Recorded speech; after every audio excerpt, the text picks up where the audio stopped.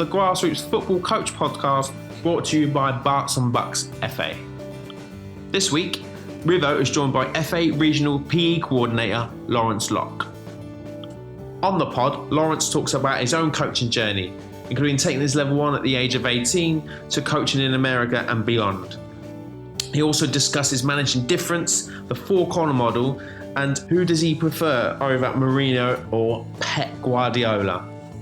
And just a reminder, if you haven't done so already, please subscribe to the pod, and if you're able to, please leave us a review or rate us. It'd be great to hear your feedback.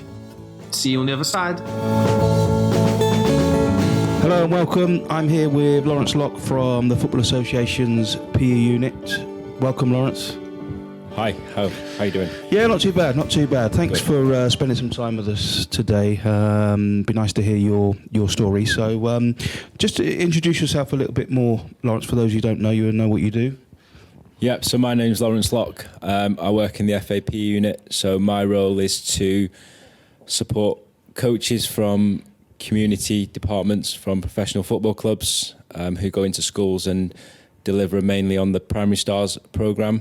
The second part of my role is to work with teachers who are currently working towards their teaching degree or the ones that are currently teaching, and we support them in CPD, looking at how we can use football as a vehicle to bring out PE, high quality PE through the national curriculum. Brilliant. So what's your sort of coaching journey then, Lawrence? When did you start coaching? Yeah, started coaching when I first went to university. Kind of started delivering after school clubs, bit of PE within curriculum time, to kind of, do some coaching part-time. Then was doing it kind of without a qualification, then thought actually I probably need to do some coaching badges. So went and did my level 1 when I was 18 at Leeds Beckett or Leeds Metropolitan back in the day. Did my level 1, started to do some coaching, doing after school clubs, started to get paid for it in terms of a bit of a part-time job. Was that working with a club or? That was a bit of both. So did some bits for Bradford City in the community, and then did some coaching for a private provider as well. And that was kind of my first part of coaching. So, bag of balls, off you go to a school, 25 kids, go and deliver football to them. Then when I graduated, I then went out to the States coaching, again doing summer camps. So I did that when I was at uni anyway, and then when I finished and graduated, I then did my level 2, went back to the States again, spent about 4 years out there coaching in different departments, whether it be summer camps to working with travel teams, did some stuff with Rail Salt Lake in their community programme. So I did that for 4 years, and then came back, got on my B licence, and then I thought I want to kind of get more into teaching, so went and did my masters and got into kind of primary schools teaching and then coaching on the side as well. So I got a job at Bradford City in their academy. Did about 4 years there, working in foundation phase and youth development phase. Did my youth modules and kind of continued on the coaching pathway. And then became a coach mentor, working with grassroots coaches in the coach mentor department, and then recently got on the A license, probably 10 years after doing the B license, and nearly finished that now. Wow, a real comprehensive journey. Just take you back to when you went out to the States, because that's something, particularly when I delivered the level 1 courses, and you get the young coaches there that I'm saying, look, with a level 1 qualification, you'll be really well received out in America. And I think for myself, that's something that if I do have any regrets in terms of my coaching career, that was something that I probably would deem a regret, not getting out to America earlier. Lucky enough since to go out there and coach, but that was something I wanted to do, is spend an extensive period of time working there. What were your thoughts on that? Yeah, so it was kind of, it came off the back of I was at university, didn't really know what to do after university. I think it was either go and be a PE teacher or go and travel America and kind of do some coaching at the same time. But then when I went out there, it was like there's this massive opportunity to kind of actually do football coaching. I did a high school team. I worked with under 4s, doing nursery groups, did under 7s, little kickers on a weekend, did PE, worked with the Olympic development squad in their region, worked with travel teams. So in terms of coaching, it was kind of, you do everything, from little ones where you're nearly babysitting to kids that want to go and get scholarships and go and play at colleges and get drafted in the MLS. Working with female players, male players, working in recreational departments where it's just, there's 2,000 kids playing in a rec program and you've got to make sure that they're all enjoying it, to working with travel teams where you've got tryouts and you've got to cut down, from 25 players coming to a tryout to 16 players. Yeah. So you kind of get the chance to do it all. Whereas I think in England it was kind of, we've got that grassroots mentality, whereas in the States it was kind of, you've got clubs with 4,000 or 5,000 kids and you've got to kind of make sure the program that you're supporting on is unique to them and it suits every kid that's in that department. So I think going out to the States made me learn a lot, not just around the coaching side, but also looking at different types of football that was being played out there. It's changed a lot since I was out there in 2010 when I came back, so nearly 10 years ago. And I think more and more people are going out there now and getting that opportunity to coach as a full-time football coach. Yeah, it sounds like it was a real good grounding for you. And I think talking to a lot of coaches now, the thing seems to be that they want to go sort of straight in, generally speaking now, but straight into an academy and work with an academy team. But that would be my advice also is, get your grounding done, whether it is going out to the States, like you've alluded to, working in community departments of Bradford City where you've got a bag of balls and 30 children that are ready to play and you've got a negotiate the playground with other teachers that have got other activities going on. And I just think you get really good at that in terms of your organisation skills. Yeah, I think the key thing for me is a lot of people come, they go to university and they think, I've got a degree, I've done a B licence, I've got the badge. It kind of ticks all the boxes on certain job applications, but I think those years where you're kind of in the trenches, you get given 30 kids, you're in a sports hall that's the size of a matchbox and you've got to deliver a high quality PE or football lesson. And I think that's where you understand around differentiation and understanding that every kid's different. Whereas in an academy, the ability is probably very similar. So in terms of differentiating and getting kids to love the game is quite easy. But I think that working in those departments where you're going to have 30 kids, you've got 10 footballs, you haven't got enough for one each, how do you get them to play? And I think that's where you learn more around that, differentiation and making sure that things you are doing are enjoyable and fun, but at the same time they're learning something as well. The key one for me, I used to run a Friday night football project for 1 in a Million. It's like Bradford City's charity partner, and we used to have 90 kids turn up, 15, 16-year-olds, and there'd be me and a youth worker, and there was no technical training, there wasn't any tactical training. It was, right, how are we going to get these kids to respect each other and coach each other and referee the games, because me and a youth worker weren't going to referee 5 different games going on at a Goals Football Centre. And I think that was a lot around developing social corner rather than just going, right, we're all going to become footballers. Because at 16 it was more of a youth programme work to get them kind of off the streets and get them doing some physical activity. I think that actually made me a better coach, because it was like understanding more around the social side and the psychological side of a 16-year-old, rather than going, can they do a Cruyff turn or can they do 5 step overs? Yeah, which sometimes gets missed, doesn't it? Because we're just focused on the technical corner, and we tend to miss some of the other corners. No, really good, thank you. So, moving on from that, what sort of coaches would you say you admire currently, and who, on that fabulous journey of yours, has inspired you the most, would you say? I think a lot of coaches that I played under, I think it's more the coach educators that I've come across. So there's loads like John Hall up at Leeds Beckett who's just recently retired. He took me from my level 1, and just his manner, having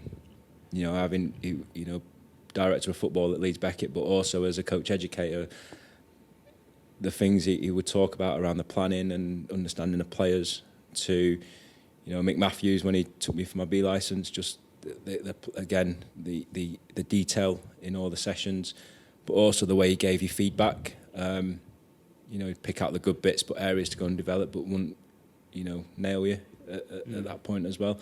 So in terms of coaches, I think a lot of people look at Mourinho and Guardiola, but I think coming from now being in coach education, it's getting to understand the needs of players rather than going, I'm going to see what that coach does, but it's more around getting to know the players themselves. So having those coach educators from day one has thought, actually, I want to coach that way, rather than having those egos and going, I'm going to do this because I've seen this on TV, or I've done this because I've read about this in his book. It's actually, what are the good bits?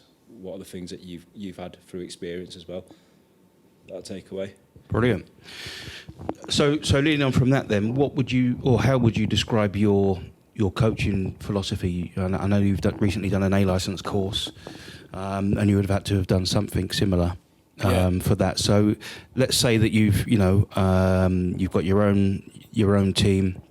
What would your philosophy be in terms of attacking, defending, counter-attacking, what style, etc.? I think it starts from the players that you've got in front of you, what they can do and what they can't do. And also, what do they want from playing for you? So I think coming from education, it's to get kids to enjoy the sport.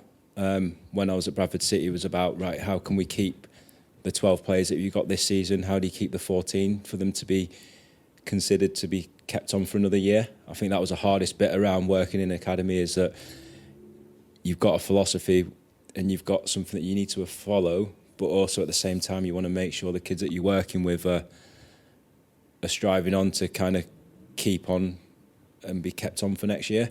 So that was the club's philosophy that you as a coach had to adhere to? Yeah, which we aligned to a lot. We had a really good group that we worked with. Everyone shared ideas.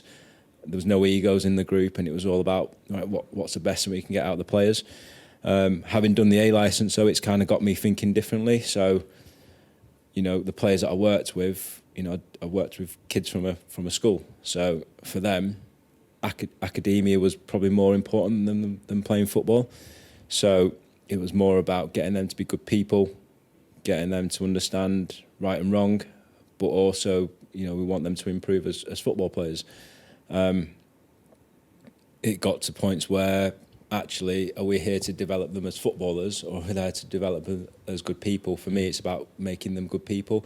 It kind of goes back to when I was working with those 90 kids on a Friday night in Bradford, and you'd still have 90 kids coming up when it was snowing, and they would help clear the pitches. They would, they'd finish school and they'd come and shovel snow off just so they can have a game of football. And I think that puts them in a good place for life, because that shows commitment and hard work. Out of those 90 kids, which ones made it as footballers? Probably none of them. But did they have a good grounding? Have any of them gone on to university? I bumped into one the other day, actually, when I was in Manchester, and he went and did a physiotherapy degree, and he's got a young family, and he's now working in semi-professional football as a physio. Wow. But he was never going to be a footballer. But it gave him that grounding to go, actually, the way you treated people, the way you got us to respect each other, you got us to referee our own games, that for me is my philosophy to begin with. So really around the social corner, around developing themselves. In terms of how I play, it's probably, I like attacking football. I like kids getting on the ball and wanting to excite.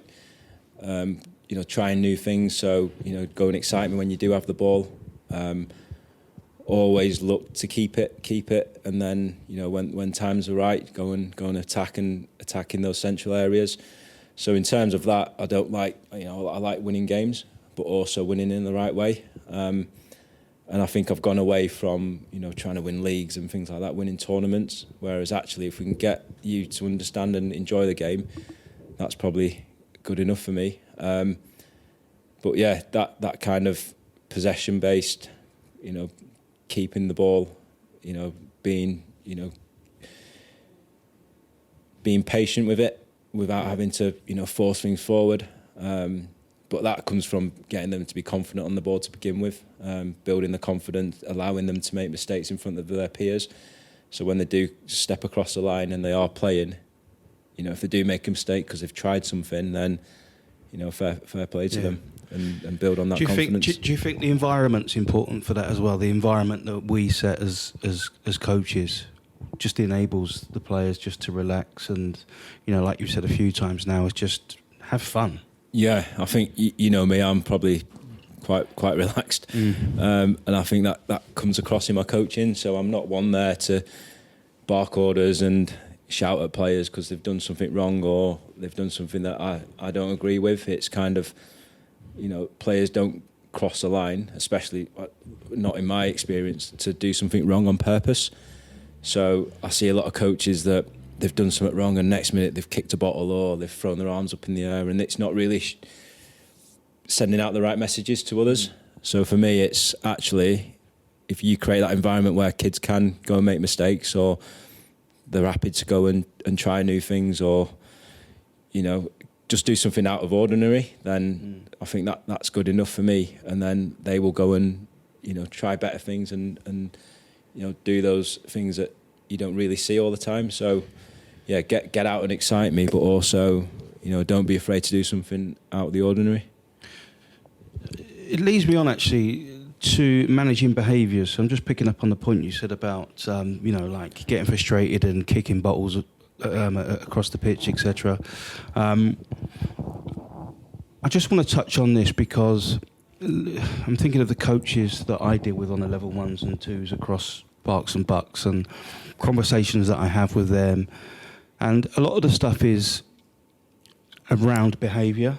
Yeah. And perhaps, the ones that are constantly bouncing that football or kicking it away are the ones that aren't listening. What sort of tips and advice would you have for managing behaviour? When working with kids and players? Yeah.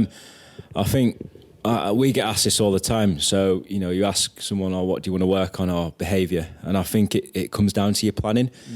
So if you plan something, coming from teaching, if you plan something that's fun and engaging and they want to do it, then you're not going to get that behaviour. If you get kids, dribbling in and out of cones or standing in front of each other, passing to each other, or Line drills, yeah, you're going to get those ones that are going to kick each other in the back or because they're bored. So for me, it comes down to the planning. If you get the planning and the activities engaging and fun, you're going to lose that. So it goes back to when you were at school, Mark, and you go back to that lesson you didn't really like. A basketball lesson, for example, and we're working on chest passing. So everyone's doing chest passing, and then, right, we're going to move on to bounce pass now. Then we're going to move on to overarm pass. Kids just want to have a game. Is there a way that we can do it through a game, or can you do it where there's an end product, or there's a way of scoring in there? So I think from managing behaviour, and I think this comes down to your planning. And a lot of coaches I see, I found this online or saw this on YouTube, and it's like, well, that game might look really good, but that game's for those players that are on that screen. So it's key that, number one, the environment's right, but also the games that you are planning are fun, and it develops that curiosity for that player. So there's a lot around social development, around, kids play video games because they want to get to the next level. So is your coaching aligned to that? So if a kid gets something done really quickly, have you got a plan B to challenge them even more? Or if they find it too hard, can you make it a little bit easier? So kids get bored because it's either too easy or it's too hard. And I think, having worked in education, that's kind of the big driver for behaviour management in schools and sessions. And also you've sort of linked in quite nicely to the next question, actually, which talks about managing difference inability within that group because, years ago, I'm just thinking of my coaching sessions that I was involved in. It would have been very drill based. It would have been very much line drills, and then the coach would probably dictate when we moved on by looking at his watch and saying, right, well, that's 10 minutes that I've given them there. Let's move on to this next part, which is going to be harder. Yeah. But there was a section of my team that couldn't do the first bit. Yeah. So then he was saying, right, now we're going to make it harder. Yeah. So it's something that I've really worked on over the years. But what advice would you give to sort of manage difference within the group? Yeah. So again, really, really good question, because I don't think, how shall I say? Managing difference is key, because you've got kids, especially in grassroots. Like I said earlier, that you've got kids coming in. Some might have been playing football for 5 years. Some might have just been released from an academy after playing in there for 4 years. Mm-hmm. You've got a kid that has never played football before but decided they want to play football. So you've got mum or dad that's brought them for the first time. You've got some that hate football, they don't want to play it, but for some reason they're on your team because mum or dad think, it's a great way for them to get out and socialise. So I think grassroots coaching and coaching in a school are probably the two hardest things that you'll ever do in coaching.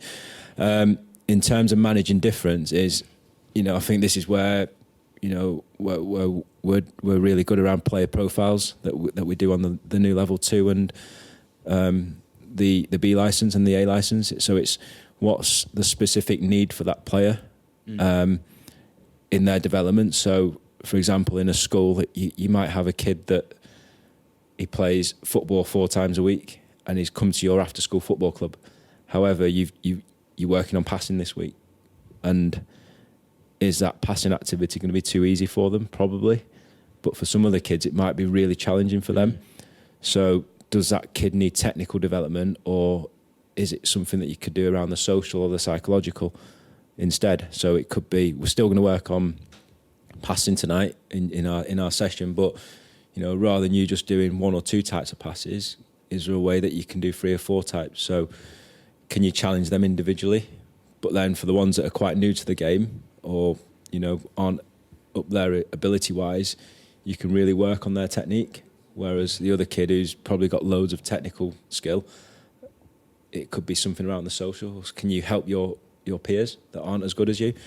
The one around kind of when do you move sessions on, and again coming from that assessment for learning is, and we see this a lot with coaches, and you're the same, that just because on the session plan it says at 12 minutes we've got to move it on, but we don't really check for their understanding. So observation and feedback. So 4 of the players might get there after 2 minutes, so push them on. Yeah. But the other 8 might still need a bit more time on that, so keep them doing what they're doing and push others on. It could be a bit of Q&A and get them to explain if they can do it.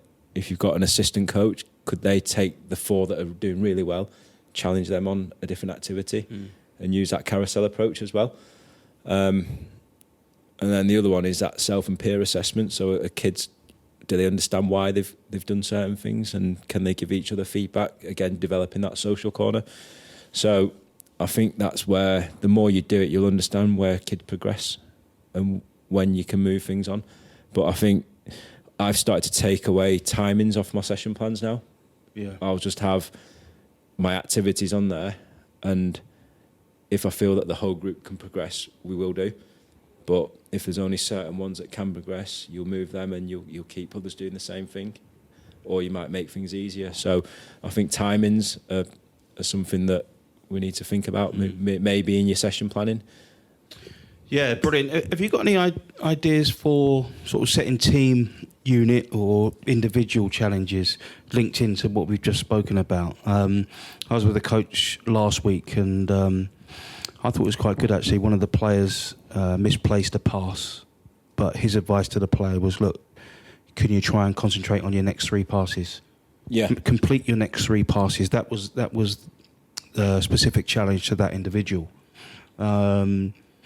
Is there any advice or any challenges, individual sort of unit challenges that you could think of that might help? Yeah, so this goes back to when we were at Bradford City. So we would give players' individual development plans, and they would focus on them for 6 weeks rather than just going, right, week 1, everyone's going to do passing, week 2, everyone's going to do this, week 3, everyone's going to do this. We'd still have an overarching theme, so it could be, this week working on, running with the ball in central areas. However, each player would have something specific for them. So, can you receive to then run with the ball, or can you run with the ball to find a passing opportunity? Can you run with the ball to find a finishing opportunity? Can you win it back and run with the ball? So even though your theme would be something that the whole team worked on, each player would have something individual specific for them. So when it came to a game, the feedback you gave the kids would be specific on their unique learning. Great idea. Now, again, going back, would you spend that 6 weeks on that? Some people might think, it's not long enough. Some people might think it's too long. But for, the way I think about it is that, our kid's going to master something after an hour with you? Probably not. But if you give them 5 or 6 hours, they might move on a little bit more. Now, if you think that they need to move on, then, maybe after 6 weeks, give them something else to work on. But individual challenges and individual targets for games that link back to the session, I think that's key, especially in grassroots, because if you think about the time you get with kids, so right, Mark, you're my player and I've brought you off for a 1 minute chat, we need something specific to talk about, otherwise, what do you talk about? And then it allows the kids to think about things, off the pitch. So, Mark, you're working on running the ball, but you need to think about your finishing as well. So, right, can you receive from your teammate? Can you drive into a central area and then think about your finishing? So that intervention at half time might be more powerful than, Mark, you didn't do this, try this, add this. And then you go off and you're a 7-year-old and you're confused. Yeah. So that's something that, an advice is to get to know your players about what they want to work on. And it wasn't always coach-led. We'd all, ask the kids as well, like, what do you want to work on for 6 weeks? And we'd always give them a player choice at some point in the season where they can go, right, I want to work on this. So it gives them a bit of ownership in their learning. So it's not just coach-led. Brilliant, yeah. I was with an academy coach last week who's completing their UEFA with me, and they were talking about super strengths and knowing the individuals in the team and deciding, like you were saying, them the one-to-one, what is your super strength, and really working hard on that. And I heard it on another podcast when someone was talking about Messi at a young age and saying, well, he's all right, but he can't use his right foot. Yeah. And it was like, well, hold on a minute. He's not bad on his left foot. Yeah. Let's really try and enhance that and make him the best he can be on his left foot. Have you come across the super strengths? Yes. This goes back to when 19 when I first went to America. So the guy that he's called Dr. Gary Russell out in the States, and he had this thing called strength-based coaching. So for the ones that are listening that have worked in America, you probably came across at MLS camps. And he had this thing called green cards, and every time a kid did something well and we'd see them do something well, we'd go, there's a green card, rather than a red and yellow. So it kind of promoted fair play, it promoted the positives in soccer. And his analogy that he said was, and I'm not a golfer, so the way he said it was like, so Tiger Woods was really good at driving, so his coach would just work on driving with him, because if he played in the sand, he wasn't as good. That was kind of the way we got taught. So if he's driving so good that he never gets into the sand, he'll never have to work on his driving. Then you kind of have pros and cons with that, because like I said, if you only work with Messi's left foot, like he's probably unreal with his left foot, but he doesn't need to use his right foot if he's that good with his left.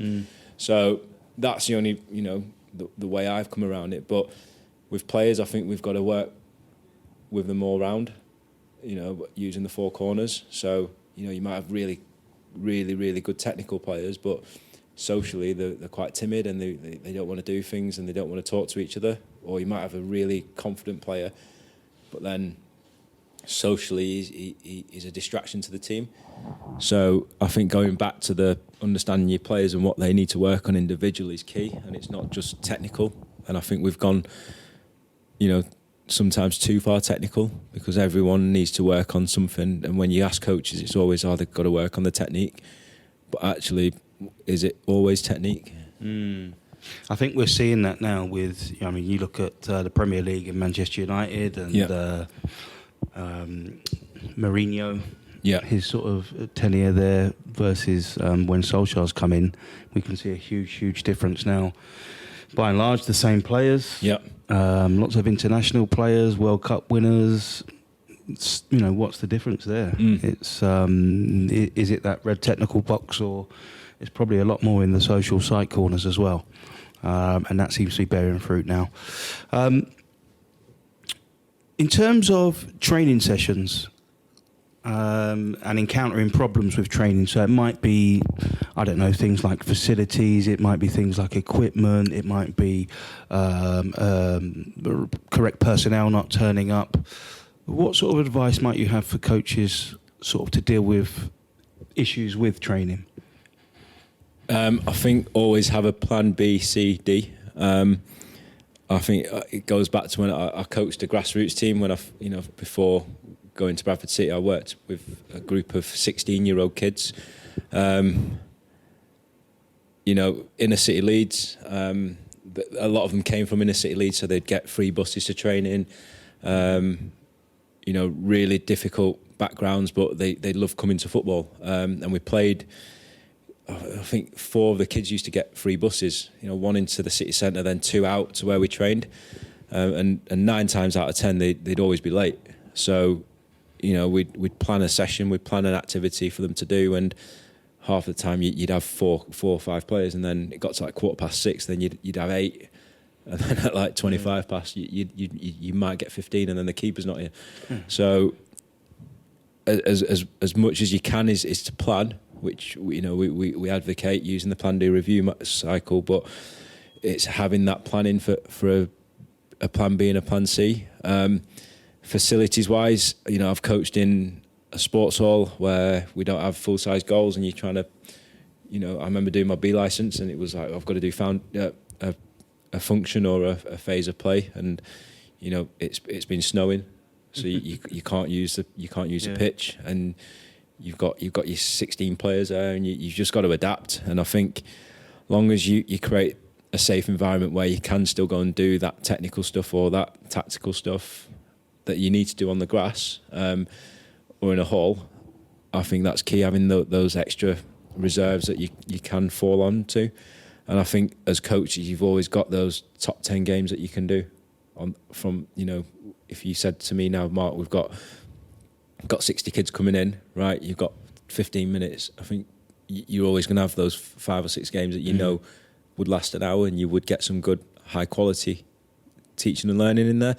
So I think having those games in the back of your pocket, what you always fall back to, but also have that in your planning, because just in case, if you've only got 4, or your assistant's got the balls and he's stuck in traffic and you've got to do something for half an hour, what can you do? So I think arrival activities are good, and things that the kids can set up, so that when the equipment does come, or you can start setting that up, and kids that are arriving in 1s and 2s, and they can self regulate themselves.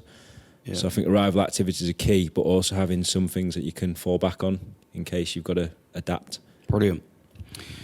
Okay, just the last question in this section. So, in your opinion, what do you think the differences are in football now? I suppose football playing and coaching versus when you started the game and when you started coaching.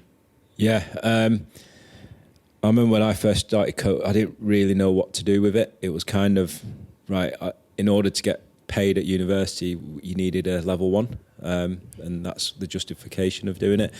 But the more I coached, I wanted to learn, and I think now there's a lot more opportunity through social media, actually doors being more open. And I remember, it was, I want a job in football, but I don't know anyone in football. But now it's like, if I ever get an email from someone else, so can I have a chat with you? Can I learn more about what you do, what others do? I think it's more open, whereas it used to be a bit of a closed shop. Yeah. If you ask someone, can I come and watch what you do? It was very, these are my ideas. I'm not sharing them. Yeah. Whereas now I think everyone wants to share, and if you want some support from someone, there's always someone you can ask. Whereas I don't think that happened. I remember finishing in level 1, and you're now a level 1 football coach, and off you go. And there isn't that learning and support anymore. Now we've got Hive, and there's so much on there. We've got social media like Twitter, where you can go and look at debates, you can look at ideas, but I think the key one is not just to steal that idea from the internet and copy it. It's then, right, what are you going to do that will make it work for your players?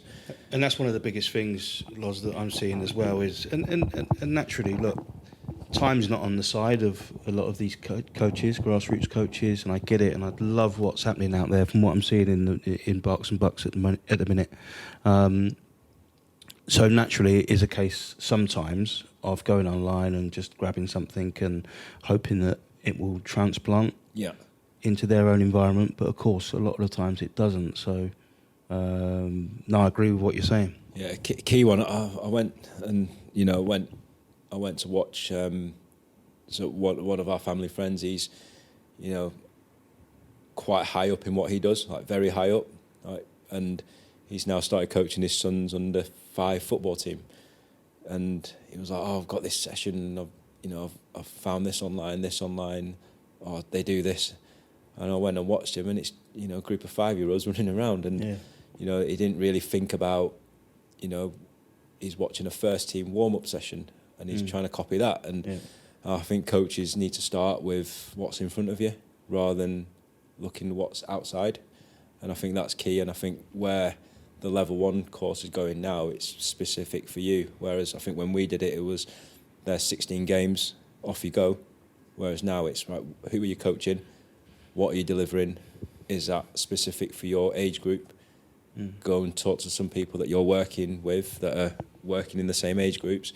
Go off and have a try of that for a week, come back and reflect on it. And I think that's going to start changing the way that coaches are coaching now. No, I agree. It's hugely powerful, and a lot of it, I think of myself when I first started coaching, but it would have been learnt behaviours. I'm drawing off what my coach did, and the big sort of council traffic bollards that used to come out the boot and run there and back and there and back, and 1 is touchdown and 2 is 2 hands down, and the learned behaviour stuff. But that's something that I'm sort of trying to get across now on all the courses. Is look, it's got to be specific to you and to your needs, and what's your philosophy and what's the rationale behind it, and just like you said, make it specific to you. Okay, so the last part, Lawrence, is we call this the final third. It's the quick fire questions. Yeah. So in previous podcasts, I've just said one answer, but it's proved to be quite difficult. So I will allow you to elaborate. So there's 10 sort of quick fire questions really, but just give us your best answer. So number 1 is, in your opinion, Guardiola or Mourinho? Who's best for you? I'm a Man United fan, so Guardiola. I'm gonna have to go Mourinho. Okay, you got some rationale behind it? I think what he did at the start at United was good. I think he changed the team a bit, but then I think with the game and how it's changing, I don't think he changed with the game. And I think that's something that coaches need to think about, that what's the future? How's the game changing? I think he kind of tried to do what he was doing, maybe what he was doing 10 years ago, and how players have changed. Players are different now. And I noticed that. So I joined academy football when the EPPP came in. Yeah. And to me, it was the norm to do things under the EPPP rules, but then coaches from different clubs started to leave because they were kind of set in the old ways of how academy football used to be. So when we spoke about player profiles, well, I did that as a teacher. So kids used to have pupil profiles. Yeah. And when it came to academy football, it was all right. Right, every session's got a learning objective. Well, we do that in PE anyway. Yeah. So I think the coaches that adapt and move on with the times I don't think Mourinho did that, but Yeah. you know, as a Man United fan, I've got to pick him. I agree. Number 2, through the thirds or a direct style of play? I'm going to go through the thirds. Just going back to my, you know, maintain the ball, keep the ball, you know, get the other team working.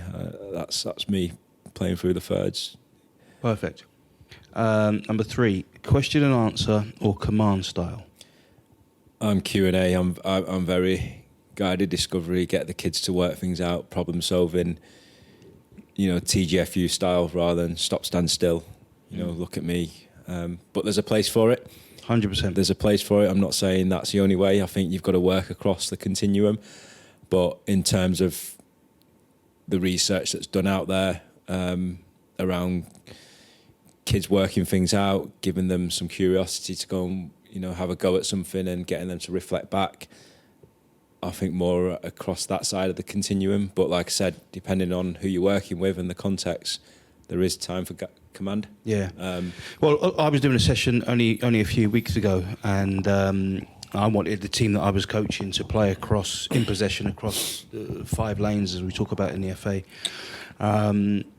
And they weren't doing it, and it needed some command-style coaching just to say, hold on a minute, this is what I've asked for, in possession, can you occupy the 5 lanes? And I was being observed, and the coach that observed me just said, look, you've got to be really strict on it. And it might be that you have to award a free kick to the opposition to really get that point across, because if you don't, and if you're not that direct with it, then your session's flawed. Yeah, that learning objective is flawed. So there is definitely a time and a place for it, 100%. A constant practice or a random practice? Oh, I'm random all day. Using constraints, teaching games for understanding, games-based learning. Kids want to play games. So if you get them stuck passing to each other in a straight line, does it relate to the game? You know, how can you use TGFU as much as possible? So random, as much random as possible for me. And I was on a level 1 course recently also, and the standard of delivery was really, really high. And what impressed me most was most of the practices looked like a game. Yeah. And felt like a game. Yeah. There was 2 goals, there was a pitch set out, and I'm thinking, if I was a 7-year-old turning up to that session, then I'm really excited now, because I can see 2 goals and some footballs and stuff. But you know, it's the sessions that I used to turn up to where I couldn't see that, and I could just see the traffic bollards. Yeah.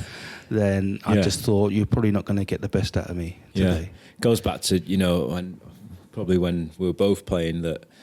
Right, we're going to do fitness tonight. We're going to do an hour and 15 of running, and then we're going to get the ball out for the last 15. If you're good. Yeah, if you do all this bit. But then, you know, again, going back to the research, you can get the same physical outcomes through small-sided games, yet we still see coaches doing, you know, we're going to spend half an hour every session on running, but we're just running in straight lines, and we're not getting the heart rate up for 30 seconds and getting it back down. So, you know, I think the research is out there to say small-sided games still gets that physical development as much as, you know, running in straight lines. And what do kids want to do? Do it through games or through running? You know, that's the first question, isn't it? That you receive as a coach is, when are we going to play matches? And that was something that the FA Skills programme was excellent at, in terms of like whole part whole. Yeah. You know, it was a case of Johnny or Sarah's arrived 5 minutes, you know, early. Go and play 1v1, because guess what? 1v1's happening in the game. Yeah. Someone else comes, it's 2v1, it's an overload. Get on with it. It happens in a game. How can you exploit that space? How can you make that overload work for you? And to play a game straight away, wow.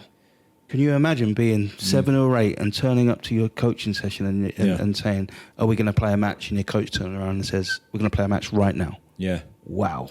I think it's changing that mentality as well, because I think if you went and did that, saying we're going to do pre-season, or we're going to work on our fitness, as everyone wants to call it, but we're going to do it through games, you're going to get some looks. And I think you've just got to be bold and creative around how you get that out, because, You know, like you said, we want kids to carry on playing football. We don't want them dropping out. So, you know, you see it especially with like 16-year-olds. It's like, right, we're going to work on fitness tonight because we've got a cup game coming up. Yeah. But the cup game is on Saturday, or we're not going to develop your fitness in 3 days. So why don't we make it fun? But also, like you mentioned then, I think there's the external factors as well. If I'm the qualified coach of this team and I've got, 10 sets of parents behind the barrier watching me as the coach, then there's a pressure that comes with that. Yeah. And if I'm just, I say just in air quotations, but just playing a game at the start, that can be frowned upon. Yeah. Perhaps I need to be doing, as we used to call it, old school drills and running them around the pitch a few times. Yeah. Barking at them, shouting loudly. Yeah.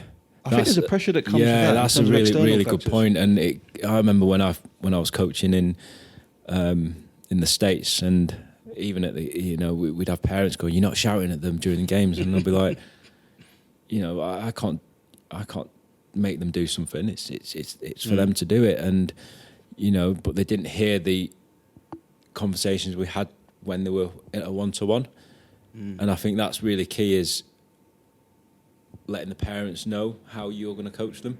Yeah. And that's vital, because what people see is, them doing drills and line drills and running around pitches. People see that, think, they're working hard. But actually, there's another way of working hard. And I think if you can educate parents around that, and I think that's changing. But yeah, it's a really good point, because what people see from the outside is not what they see on the inside.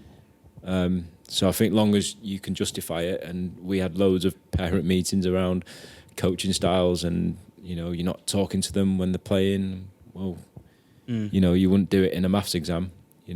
4 add 4, 8. You wouldn't do that with kids. So why would you do it in a game of football? Really good point. Yeah, really good point.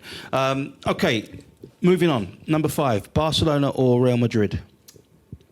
It's a toughie. It is.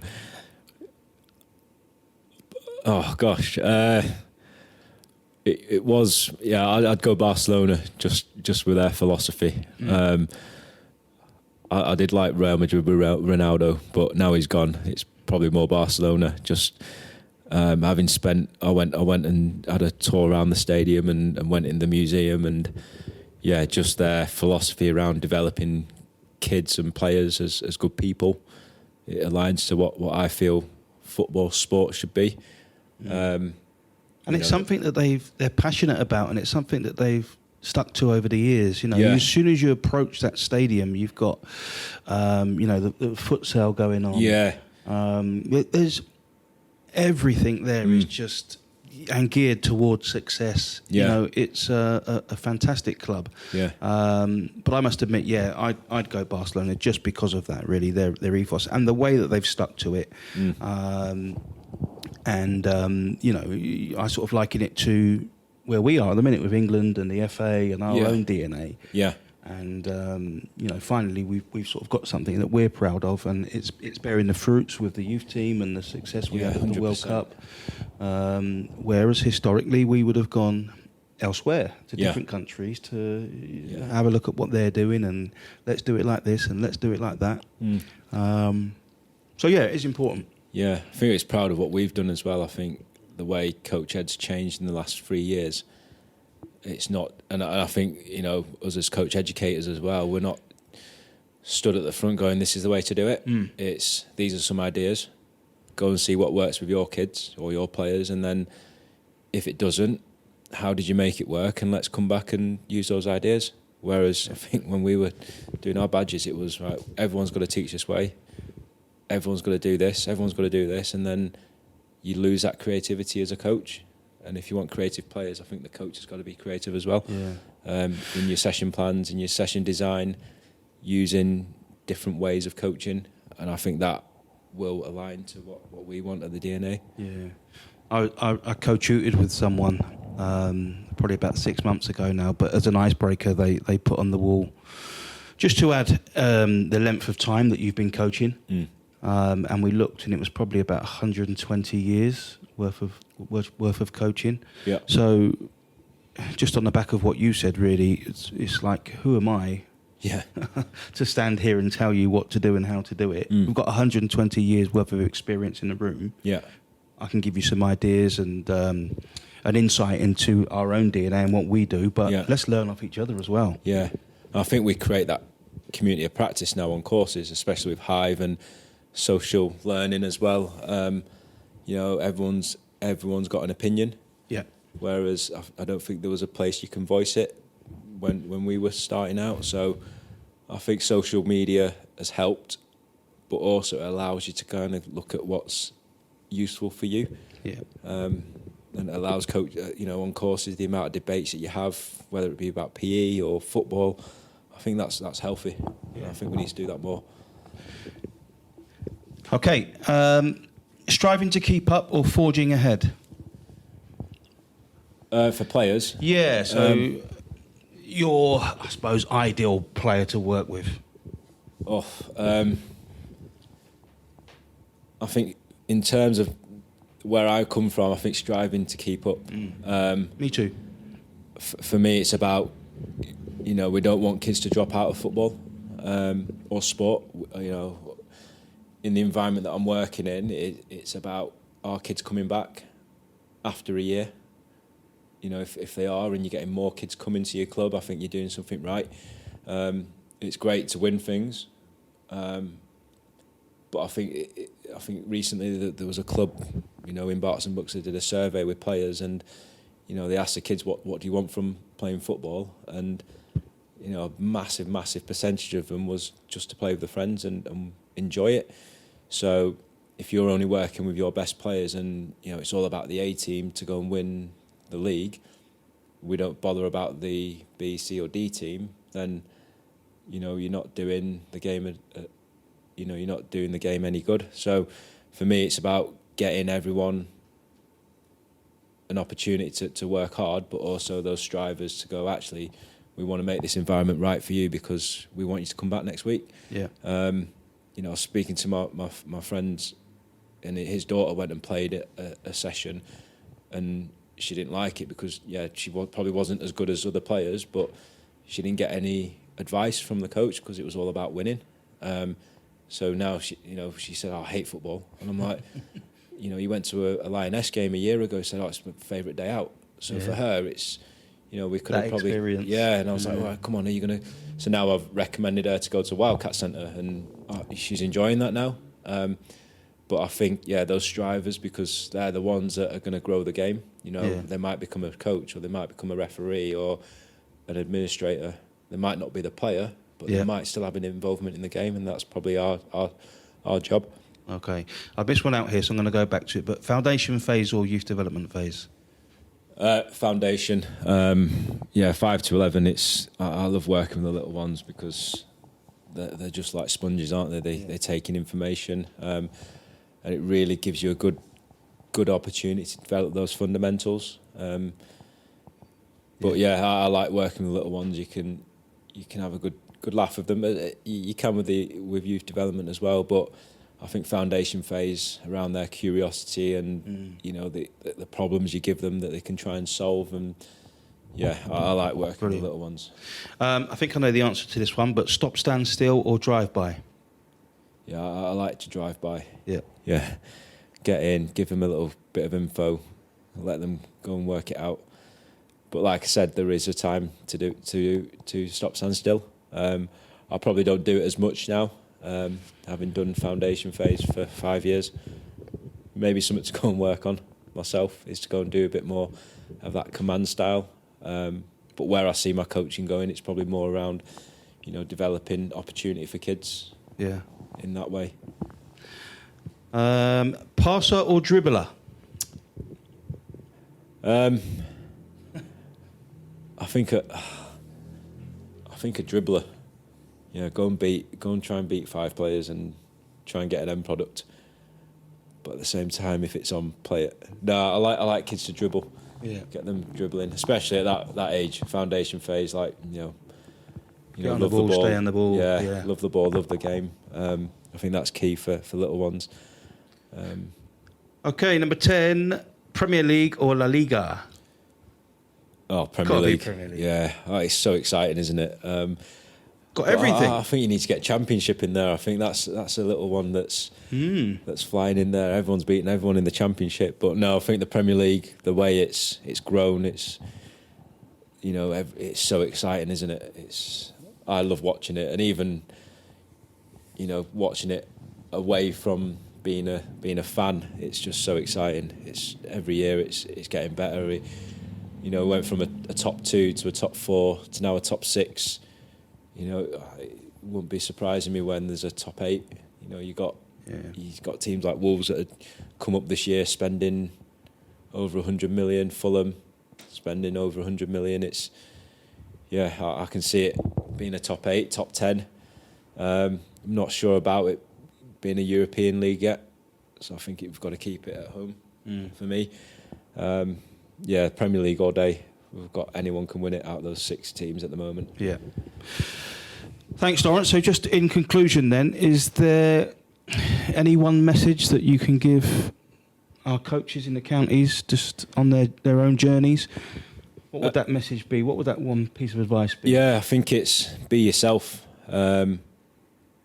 Be yourself and keep learning. And the key thing for me is that one thing might work for one set of kids isn't going to work for another set of kids. So that always learning, even though if you have the best session ever, you can always go and do something different, but keep those good things and always adapt and modify to the next group that you coach. But yeah, keep learning, keep going to CPD events. Just because you've got the badge, for example, you might have done your level 2 and you think, I don't need to do anything else, but either strive to continue working at that level, but just because you get the badge or the certificate doesn't mean that your journey's complete. So that's key. Keep learning, keep getting new ideas, keep challenging yourself, getting advice from others as well. Brilliant. Thank you for your time, Lawrence. No problem. Hopefully you enjoyed it, and we'll see you soon. Yeah, it was good. Thank you.